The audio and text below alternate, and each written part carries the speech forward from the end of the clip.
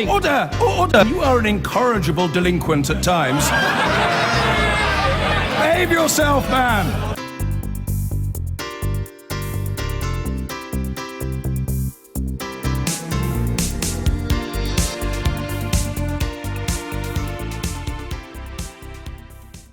The business minister, Sajid Javid, was meeting with other steel-producing nations yesterday, trying to persuade the Chinese, in particular, to cut production. The Chinese deny that they're dumping steel on the world market, leading to huge losses at steel plants like Port Talbot, which is threatened with imminent closure. This is what Sajid Javid had to say after that meeting. Well, overproduction, obviously, that is the number one issue to tackle. I don't think anyone expects an overnight solution to that. But the discussion today with all these countries coming together, something that we push for and push for China's participation, will help make the difference.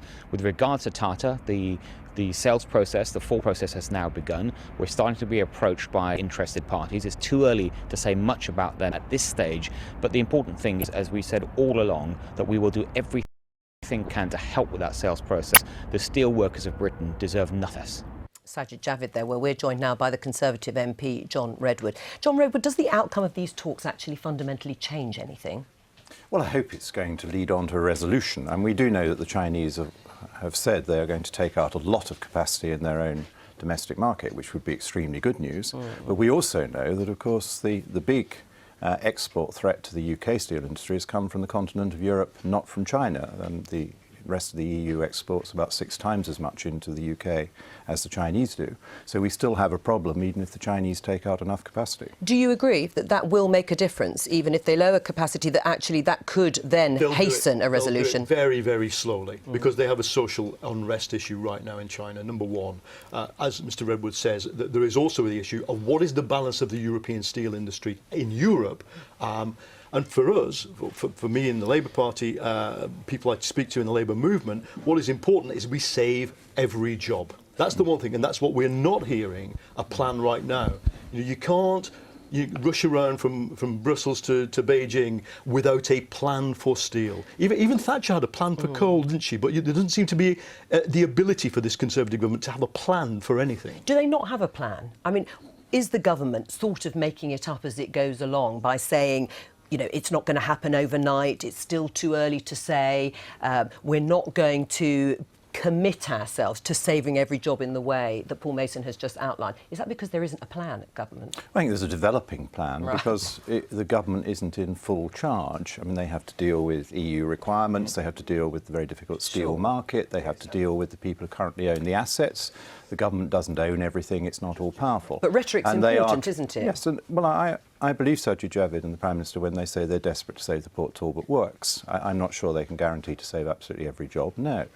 We want a productive steel industry, we need a competitive steel industry. Of course we want to save as many jobs as possible, but the priority surely is to save capacity and to save the technology that is related to the capacity. Paul Mason, is it sustainable in the long term, even if you reduce pension liability, even if you did something about energy costs, which are the things we could do something about, is it sustainable in the long term? See, when McDonald's automated the front end of the restaurants and made them so you could go in and do a touch screen, they said up front, we're not going to lose a single job. We're not doing this to destroy jobs. We're doing this to reorder the business. Now, I think just a commitment towards that from the government would be one thing. But when you ask, is it viable? I think, look, there is a global steel industry. We've had a government, I would argue several governments, that have not taken seriously industrial policy. All you need, you don't need nationalisation. You simply need to set... You don't. That's not the answer. I'm in favour of doing it if it has to happen. I'm also in favour of mutualising one of the plants. It didn't work, of course, before, did it, nationalising steel? Well, it did. In what way did it work? The steel industry functioned and it provided a national security base. But was it competitive? Look, if you nationalise something, it doesn't have to be competitive. That's the point. You can do things for the good of the country, for the good of national security, and for the good of jobs. Well, the nationalised industry, isn't it? The nationalised industry lost a fortune. It created false hopes. The banks it created 5 very, very large works, and most of those have either gone or are now under threat. And it started with the awful problems over Ravenscraig, which was never a commercial works which the industry put in. But let's not deal in the past. We all have the same aim. We want to save as many jobs as possible. We want to keep a basic steel making capacity and the technology of the sophisticated steels which has to be linked to them. And the plan surely must be to try and get a buyer, an organiser, an entrepreneur, a company that will stand behind it and run it efficiently. Why aren't buyers Well, as I lining up, understand, then? there are buyers in Are there? discussion, but it depends on what we're allowed to do, because of course EU subsidy rules limit what the government can offer by way of financial contribution. EU energy rules and domestic energy rules mean very dear energy. The thing I want the government to do is to do much more on cheaper energy, because one of the reasons the German industry sells so much into Britain is they've had much more energy subsidy than we've had or been allowed to have in the United Kingdom. Would you like to hear the government say we want to save every job, and we will do everything we can to save every job at Port Talbot? I'd like them to say, I think they will say, they'll do everything they can to save as many jobs as possible at Port Talbot. I just don't think you should give false hope to people. This is a very difficult situation. I think you've got to allow that a new runner or somebody running the industry, a new owner, may have to make adjustments to the If a workforce. new owner can't be found, you say there's some in discussion, but I haven't seen that much evidence of people queuing up to take it over. Paul Mason's right in a sense. You can make a priority. If steel is so important, if it's such an intrinsic part of our manufacturing history and life here in the UK, why not put the money in? I mean, we do it for other things. Why not do it? We did it for the banks, and their balance sheets arguably are still not that healthy. Why wouldn't we do it for steel? Well, I think the government has said it's prepared to put money in, but again, it has to do it within state aid rules. The Belgium industry at the moment is having a levy to get money back, which the state offered part of the Belgium industry. The Italian industry is under an inquiry from the EU Commission. Everything Britain has to do has to be tested with the I honestly EU think Commission. the Germans have defied the Schengen Agreement. They've defied Dublin III. Occasionally, a country can just say, we're doing it ourselves, take us to the ECJ. So do you think ideology is stopping the Tories going forward with No, that? I think there is the European element of it, but I think the problem with the ideology was Sajid Javid sitting there and thinking this problem would solve itself.